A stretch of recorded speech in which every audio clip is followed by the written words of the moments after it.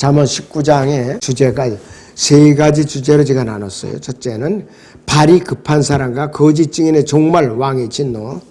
두 번째 주제는 신중한 아내 오직 주의 곤고만이 서리라. 세 번째 주제가 지식의 말씀들을 벗어나게 하는 훈계들 그랬어요. 첫 번째 주제가 1절에서 7절까지 발이 급한 사람 거짓 증인의 종말이라 돼서 얘기를 이제 드리겠습니다.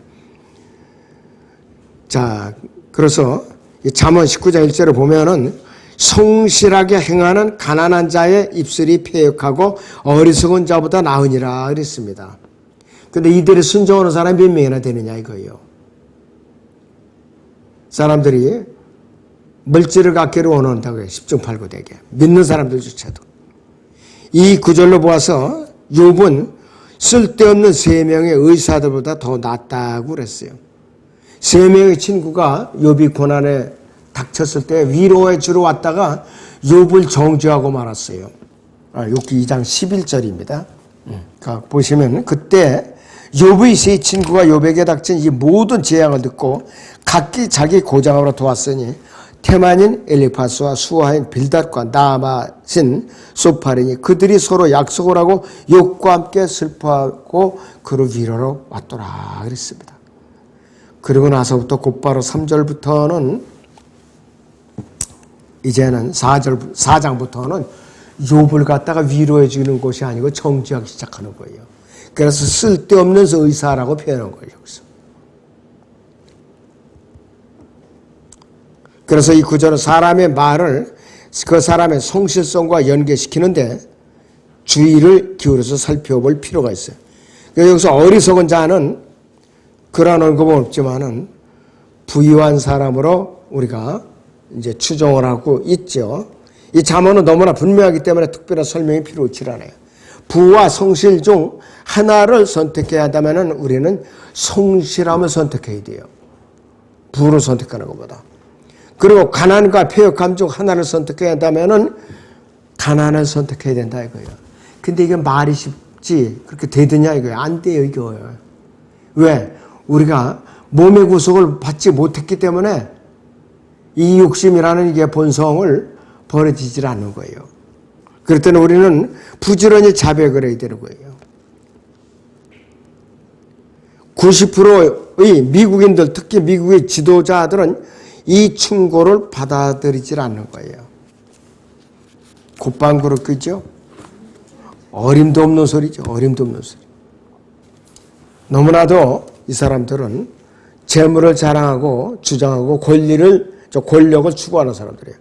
또 잠언 19장 2절에서는 또한 지식 없는 혼은 좋지 못하며 발이 급한 사람은 죄를 짓느니라고 그랬어요. 죄를 짓느니라는 말은 지적인 고집쟁이들에게는 너무 강한 말처럼 보이는데, 자, 여기서 야고보서 5장 16절을 보죠. 그러므로 너희는 서로 잘못들을 자백하고 치유를 위하여 서로 기도하라. 의인의 효과적이고 열렬한 기도는 역사하는 힘이 많으니라 그랬습니다. 로마 카톨릭이 굉장히 좋아하는 구절이에요.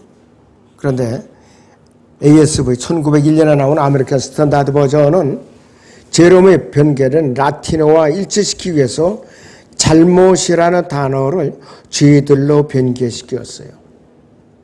이 잘못은 여기서 죄들과는 달라요. 자, 지식 없는 혼은 지식을 거부하는 혼인데 이 지식은 뭐냐? 성경적인 지식을 말하는 것이에요. 성경적인 지식. 자, 사람들은 대학에서 배우는 지식 없이도 아주 잘 지낼 수가 있어요.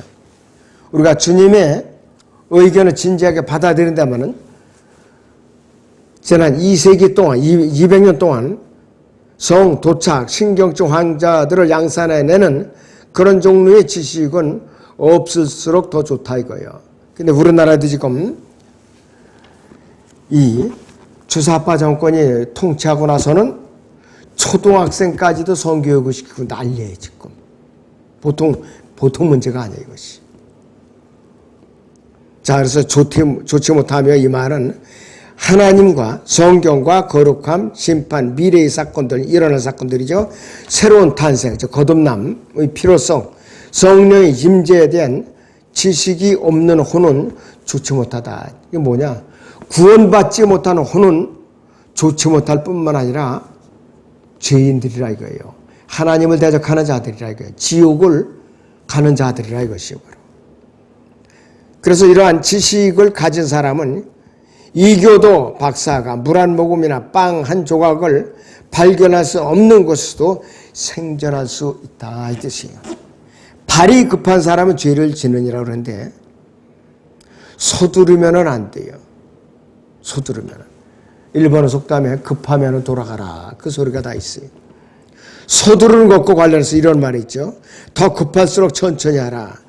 서둘러 갈수록 뒤처진다. 서두르지 않는 사람은 대단히 문명화된 사람이다. 굉장히 의미 있어요. 서두르지 않는 사람은 대단히 문명화된 사람이다. 서두르면 마귀의 계산한 곳이다. 서두르면 오리로 가는 길이다. 그랬습니다. 오죽하면 우리나라에도 슬로우시티라고 생겼어. 슬로우시티. 서두르지 않는 거. 그 안에서는 자동차가 못 다니게끔 걸어서 자전거로만 다니게끔. 이 잠언이 말한 바 그대로 의미한다면은 미국은 이 표현 그대로를 성취하고 있어요.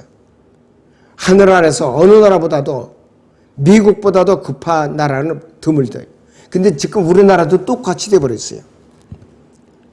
미국에 이민 간 어느 목사님, 제가 오래전에 들은 설교예요.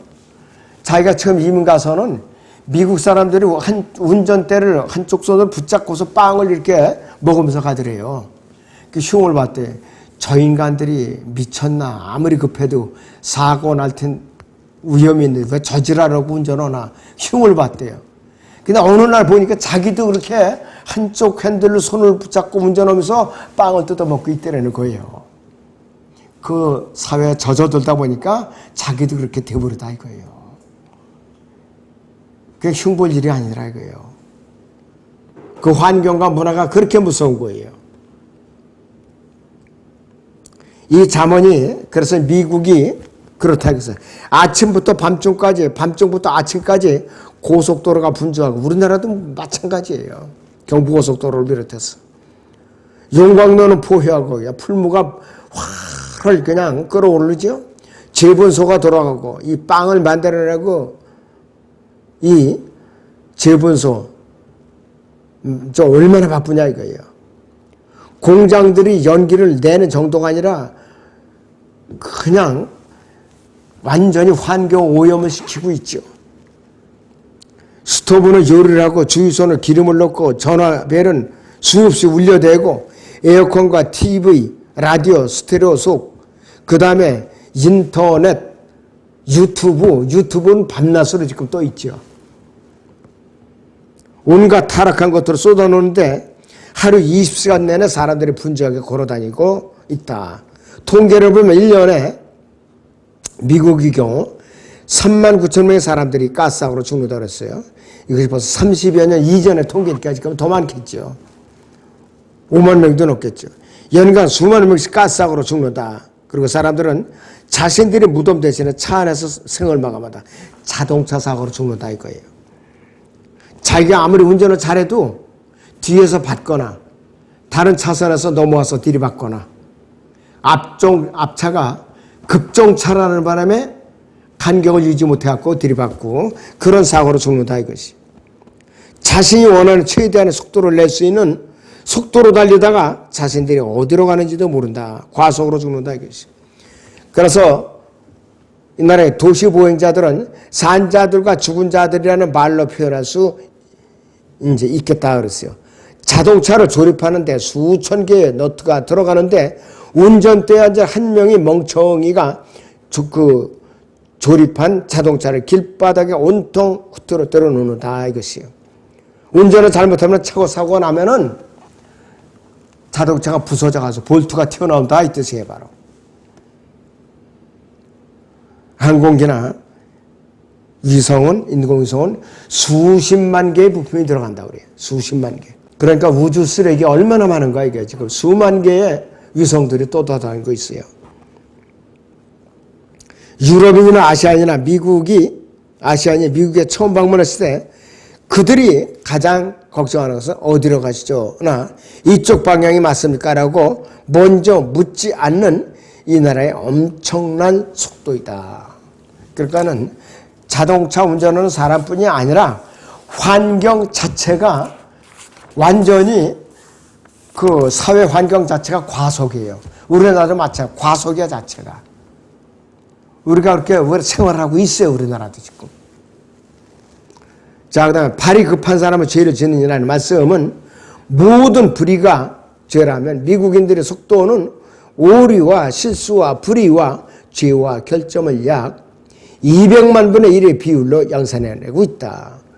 우리나라도 상황은 마찬가지예요. 만취한 상태에서 술이 아주 취한 상태에서 미친 듯이 전속력으로 질주하는 수많은 차량들, 자동차, 경제라도 하듯 차선의 이리지를 바꾸어가면서 질주하는 폭주족, 헤아릴 수 없는 위험 요소들이 도사리고 있다. 고속도로가 언제 터질지 모르는 폭탄이에요. 내가 아무리 조심을 해도 폭주족들이 와갖고 들이박죠. 옆에서 박죠. 엄청난 거예요.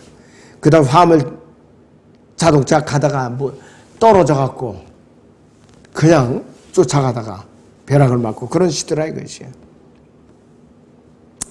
그리스도인이 너무 바빠서 기도도 성경 공부도 복음을 증거하는 것도 교회에 출석하지도 못한다면 그 사람은 너무 지나치게 바쁜 것이다.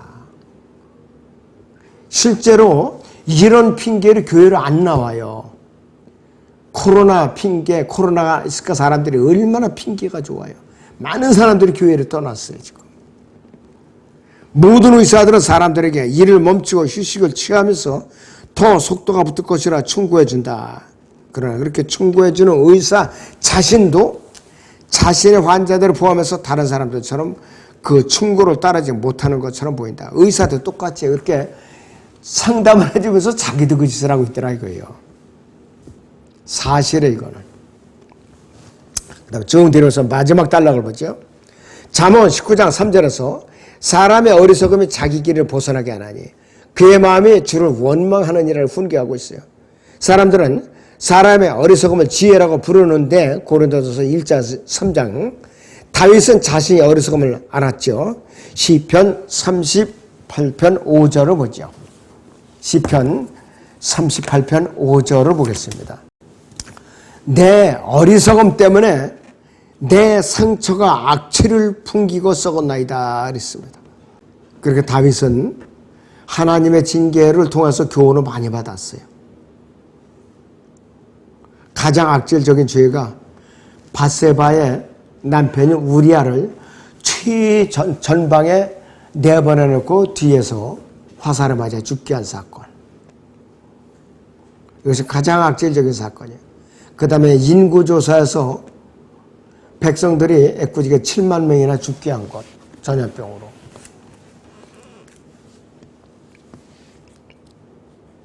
자, 그래서 하나님께서 자신의 어리석음의 자취를 다 아신다는 것을 알았던 거예요. 다윗은. 그래서 우리가 다윗을 굉장히 모범적인 성도로 여기는 것이에요. 시편 69편 5절을 보죠. 오 하나님이여 주께서는 나의 어리석음을 아시며 내 죄들은 주로부터 숨겨지지 아니하였나이다. 숨길 수가 없다 이거 내 죄를. 양심을 꿰뚫어 감찰하시는 분한테 뭐를 숨길 수가 있겠느냐 이것이. 잠언에서 어리석음이라는 단어는 여러 군데 나오죠. 12장 23절부터 19장 3절도 항상 본질적으로 가치가 없고 그것을 행하는 사람에게는 헛된 것이며 하나님께서 보시기에는 틀린 어떤 것을 말하는 것이 이것이 어리석음이라는 것이 특히 잠언 24장 9절 하반절에서는 그의 마음의 주를 원망하느니라는 말씀의 경고에 주의를 해야 돼요. 우리는 빈 말이라도 하나님을 원망하는 말을 쏟아내서는 안 돼요. 불평불만도. 다윗도 이런 경험이 있었어요. 베드로도 이런 경험이 있었고 멸망한 니네 성읍을 향해서 위친 한 번의 부흥회에서 12만 명의 회심자가 생겨났다고 해서 화를 내고 원망하고 눈살을 찌푸린 요나와 같이 불평하는 사람들이 이제 그 표본이죠. 요나서 4장 9절을 보죠. 8절부터 보죠.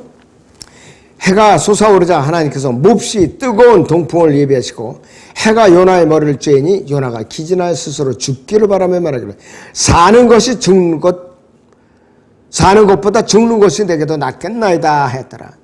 하나님께서 요나에게 말씀하시기를 네가 그 박농쿨로 인하여 화를 내는 것이 잘하는 것이냐 하시니 그가 말하기를 내가 죽는다 할지라도 성내는 것이 잘하는 일이옵니다 하더라.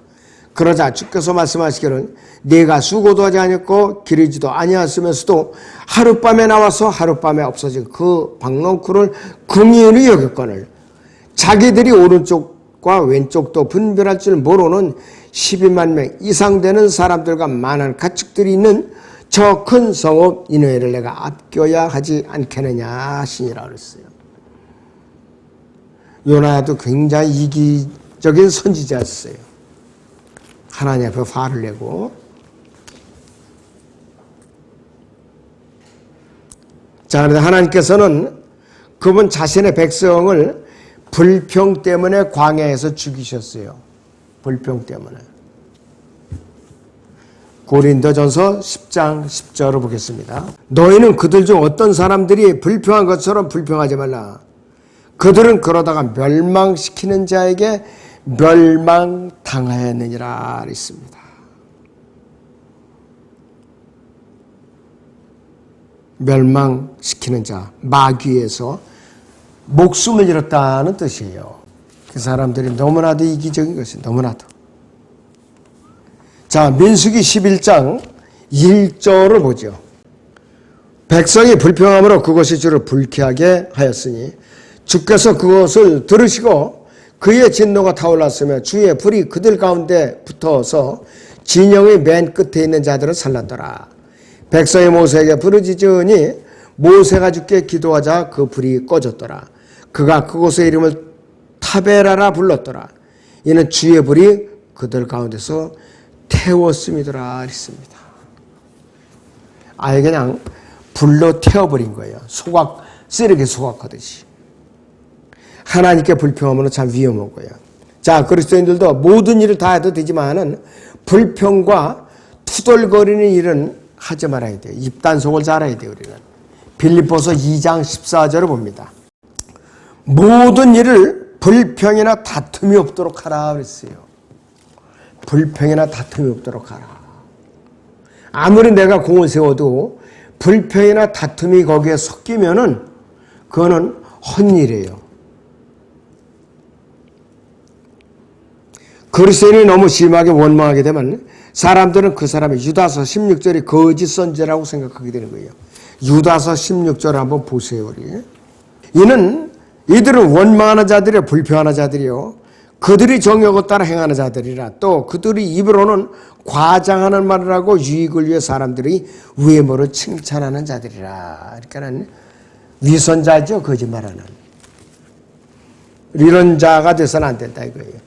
어떤 일에도 투덜거리지 말라고 그랬고 그 일을 바로잡을 수 없다면 불평을 해도 나아질 것은 없어요.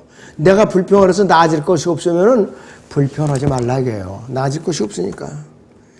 불평을 하게 되면은 연민보다는 오히려 경멸을 불러일으킨다고 그래요. 모든 원망의 뿌리는 자기를 사랑하는 것이라고 그랬고 것을 원망하는 일은 그리스도인의 유명한 소일거리다 그랬어요. 주님을 원망하는 것은 일은 그리스도인의 유명한 소일거리다. 이러한 육신적인 상태로 떨어지지 않도록 조심하라 이거예요. 저나 여러분들이 실제로 이렇게 이런 일을 자행하고 있어요. 본의 아니게. 몸의 구속을 받기까지는 어쩔 수 없이 튀어나오는 거 이게. 그리스도인은 불운에 대한 책임을 하나님께 돌림으로써 그분을 직접 비난하지 않지만 자신의 의미에 따른 임무에 대해 불평을 하거나 혹은 그 일을 수행하는 데 필요한 공급품의 부족에 대해서 불평을 한다. 이렇게 그리스도인의 원망은 대부분 간접적인 방법으로 행해지는 것이. 그리스도인은 시몬 베드로가 가진 배짱이 부족해서 직접적으로 주님을 비난하기보다는 사람들과 환경에 대해서 불평하기를 좋아하기 때문이다. 간접적으로 불평하는 것이에요. 그래서 로마서 8장 28절에 있는 대로 사람들과 환경들도 모두 하나님의 권능과 권위의 주관 아래 놓여 있는 것이에요. 그래서 어떤 형태의 투덜거림이나 불평도 하나님의 자녀죠. 그리스도인에게는 금기사항이에요. 빌립보서 4장 6절 보죠. 아무것도 염려하지 말고 다만 모든 일에 기도와 간구로 너희의 구하는 것들을 감사함으로 하나님께 알려지게 하라. 그리고 데살로니가서 5장 18절에서는 모든 일에 감사하라고 그랬어요. 모든 일에 감사하라고. 자, 잠언 19장 4절에 있는 대로 재물은 많은 친구를 만드나 가난한 자는 자기 이웃으로부터 나뉘느니라고 그랬어요. 친구들은 번성할 때는 친구들이 많이 끼어들어요. 내가 손에 쥔 게 많으면. 그런데 내가 수중에 물질이 없으면 친구들이 떠나죠, 되게. 멸시하고. 이 세상의 이치에 이것이.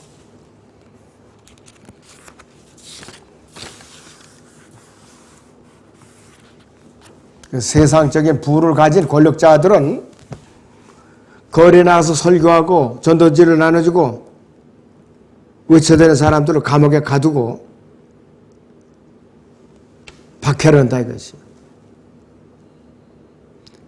이탈리아 같은 경우는 감옥에 가두고 또 개신교도들 프로테스탄트가 사람들을 교회에 출석시키고자 했다는 이유로 그들은 이제 죽였고, 스페인에서 그랬죠. 미국이 세운 공장들과 학교들을 차지하기도 했고, 쿠바 같은 경우, 또 일본은 미국이 적들에게 비행기와 소총을 공급하고, 러시아 같은 경우 일본은 미국 외교관들에게 달걀을 던지고, 일본은 미국 군대를 사용해서 로마 카톨릭 정치인들을 통제하고자 한다. 그래서 로마 카톨릭이 이 짓을 잘하고 있어요. 그래서 많은 친구들을 갖는다고 바람직한 건 아니에요. 자, 그리고 잠언 19장 4절 가난한이라는 말이 나오는데 이것은 19장 7절에 가난한 자는 그의 모든 형제들에게도 미움을 받거나 하물며 그의 친구들이 얼마나 더 멀리하겠느냐. 그가 쫓아가며 사정할지라도 그들은 그에게서 떠나가느니라 그랬습니다. 첫째는 가난한 자의 이웃은 가난한 사람에게 한 움큼의 식량이라도 줘야 한다 하는 것을 두려워해서 그와 거리를 유지해 멀리한다 이거예요. 두 번째는 가난한 사람의 친구들은 가난한 사람에게 돈을 빌려줘야 할지도 모르기 때문에 가난한 사람을 버린다. 세 번째는 가난한 사람의 친척들, 즉 누구냐? 혈육이죠. 형제들은 그를 미워하는데 그 이유는 뭐냐? 가난한 사람이 재정적으로 그들에게 짐이 되고 자신의 가게에서 죽은 가지로 여겨지기 때문이라. 자기에게 손해를 입히니까 친척이 뭐고 다 싫은 거예요, 한마디로. 가난한 사람은 자신의 친구들에게 간절한 말로 애원하지만은 친구들에게 확신을 줄 만한 말을 하지 못하는 거예요. 왜 그런가? 가난한 자에게 친구들이 필요할 때 친구들이 보이질 않아요. 다 숨거나 멀리 해요. 핑계대고 만나주지도 않고. 잠언 19장 5절을 봅니다. 거짓 증인은 벌이를 면치 못할 것이요 거짓말하는 자도 피하지 못하리라고 그랬어요. 우리에게 아주 소중한 교훈이죠.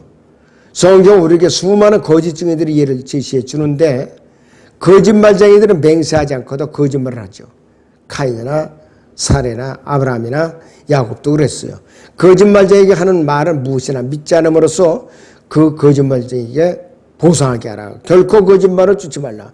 홀로 내버려두면 혼자 달리다가 죽을 것이다. 남자에게 거짓말은 마지막 수단이고 여자에게 거짓말은 구급요법이다. 이랬어요. 거짓말쟁이는 항상 맹세로 과장하란다. 그래서 맹세로 우리는 우리 자신에게 말할 때 항상 거짓말을 많이 한다. 우리 자신에게 맹세할 때. 거짓말쟁이는 만족과는 아주 거리가 먼 최종적인 운명을 가지고 있다. 자, 요한계시록 21장 8절을 보죠. 거짓말자의 최종적 운명이 어딘가. 불과 영에 쫄아들 자들아.